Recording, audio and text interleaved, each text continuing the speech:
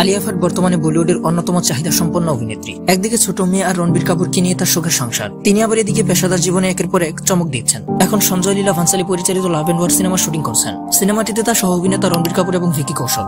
আলিয়া এই সিনেমার জন্য 200 দিনের বেশি সময় দিয়েছেন। ভান্সালী সিনেমাটির কাজ আসছে অক্টোবরের মধ্যে সম্পন্ন করতে চান। তবে আলিয়া ভক্তদের নতুন চমক দিতে যাচ্ছেন। ভারতের জাতীয় পুরস্কার বিজয়ী পরিচালক নাগর সেন কালকি 2898 AD সিনেমা বানিয়ে আলোচনায় এসেছেন। তিনি নতুন চলচ্চিত্র পরিচালনা করতে প্রস্তুতি নিয়েছেন, আর সেই সিনেমায় প্রধান ভূমিকায় অভিনয় করবেন আলিয়া ভাট। তাই এই নায়িকাকে নিয়ে চলছে আলোচনা। ছবিটি নির্মিত হবে বিগ বাজেটে। এতে থাকবে অ্যাকশন ও ইফেক্টের ছড়াছড়ি। পিঙ্ক পিলার এক প্রতিবেদনে বলা হয়েছে, সিনেমাটিতে কাজ করা নিয়ে আলিয়া অত্যন্ত উচ্ছ্বসিত। ইতিমধ্যে গল্প পড়েছেন তিনি, পছন্দও করেছেন। জানা যায় আলিয়ার সঙ্গে নাগর সেনের আলোচনা চূড়ান্ত পর্যায়ে রয়েছে। আলিয়া লাভ এন্ড ওয়ার শেষ করে নতুন ছবির জন্য শিডিউল ঠিক করবেন। নভেম্বরে একটি অন্য সিনেমায় কাজের কথা আছে তার। এদিকে নাগর সেন তার সিনেমার কাজ নভেম্বর থেকে শুরু করতে চান, কারণ তিনি 2026 সালের শেষের দিকে কালকি 2898 AD ছবির সিকুয়েল বানাবেন। এর আগে তিনি নতুন সিনেমার সকল প্রকার কাজ শেষ করতে চান। তবে আলিয়ার চরিত্রের ব্যাপারে কিছু জানা যায়নি, সেই সঙ্গে ছবিটির নামও জানা যায়নি। এটাও নিশ্চিত হওয়া যায়নি ছবিটিতে অন্য তারকা কারা অভিনয় করবেন।